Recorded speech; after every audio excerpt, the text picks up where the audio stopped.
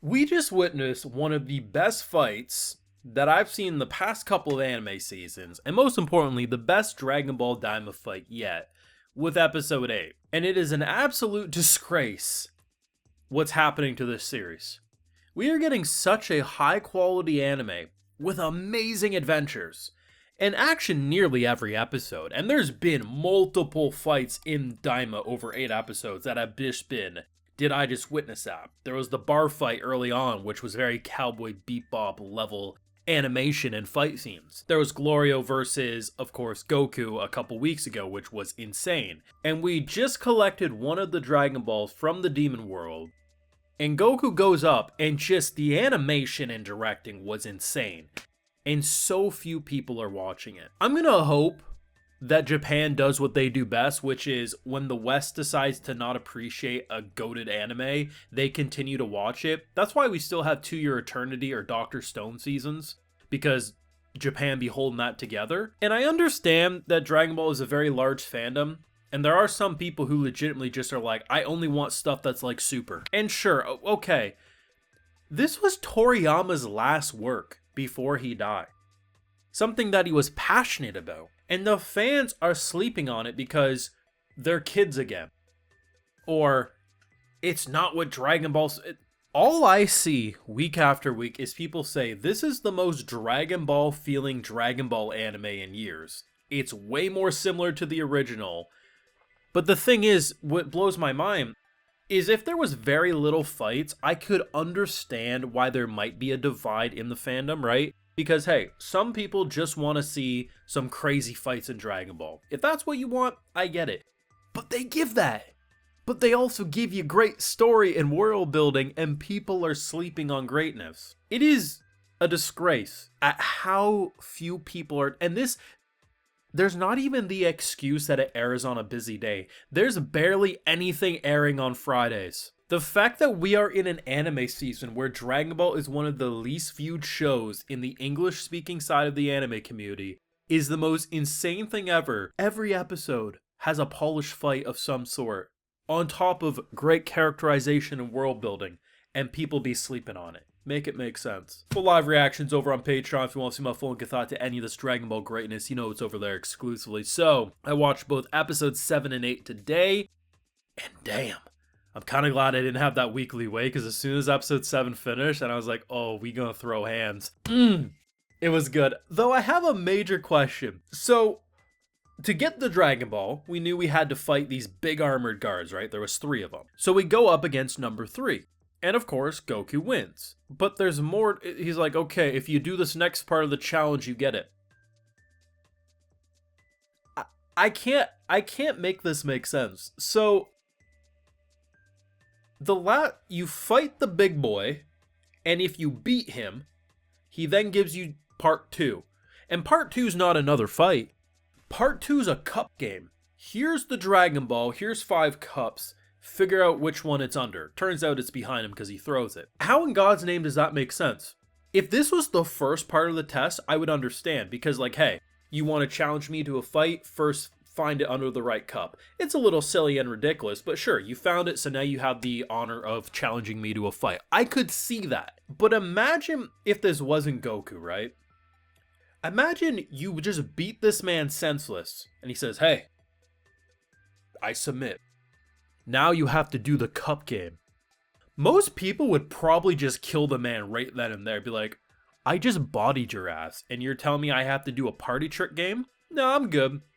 The only reason this man still has his life is because he went up against Goku, and Goku liked him. Because I really fail to understand how you beat someone up.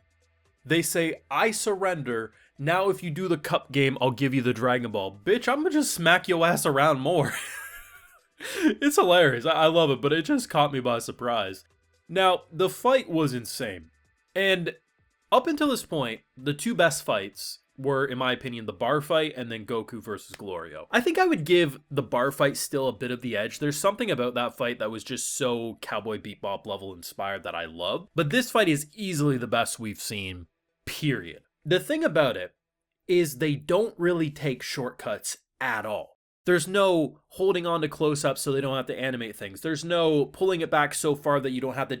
every single Goku was doing backflips across and going over giant hammers being swung around. We were the GoPro. He had like a little attachment to his shoulder, so we were like 3 feet above Goku, and we were jumping around this whole damn map. And the animation, the lighting, the energy, when he goes Super Saiyan and he just blasts him, it just all looked flawless. And I'm watching this basically with drool going down the side of my face like I'm a goddamn mutt looking at a pork chop. And I'm just having the time of my life. And I'm thinking to myself, what's so great about this is they continuously make you care about the world building side and the character side, and it's funny. I'm having laughs. Like, how are you not just having a grand old time watching this Dragon Ball greatness? Because literally, we keep having the other group trying to catch up to Goku, and they continuously are being left behind or being like, actually, just go stay in a hotel. They already got a Dragon Ball. They're good. Just don't worry about it. Put it on my tab. It's so funny. It's so action-packed. But most importantly, they're continuing to make me very interested in the long-term plot of things rather than just, I can't wait to see who Goku's going to beat up next. So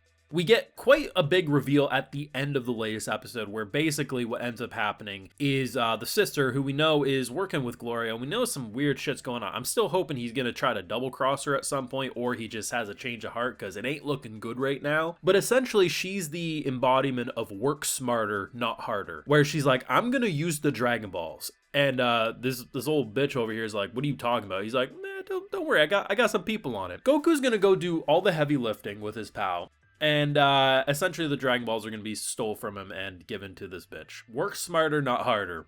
Jesus. Obviously we got Shin, who's already suspicious, so hopefully it won't go completely according to plan. But still, it's a good play. Like, episode 7 was a pretty enjoyable episode too.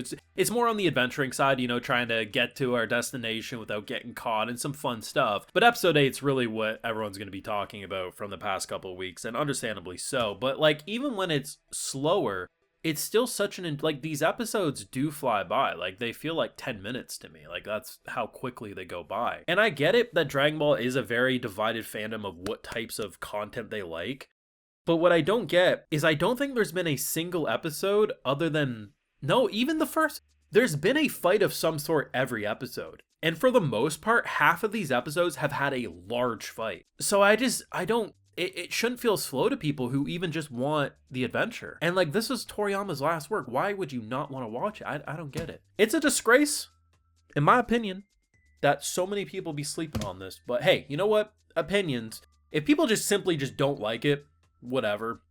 You know, it's opinions. But it feels like a lot of people just aren't trying it because they're kids at face value, right? Like, that kind of feels like what's going on. But we'll see. Great freaking episodes. Thoughts down below. Leave a like if you enjoyed. Subscribe if you're new around. Of course, ring that bell, and like I mentioned, full live reactions over on Patreon. And hey, while you're over there, I'll also give you a video shout out. So today we got Fabian, Adam Frosca, Devin Mitchell, Tony X, the James CR7, Jeff, Don, Chemis, Ricardo Pelego, Squealatin, More Rudd, and we also have Shadow Cyber Demon. So I appreciate the support, everyone. Please take care, and y'all have a good one.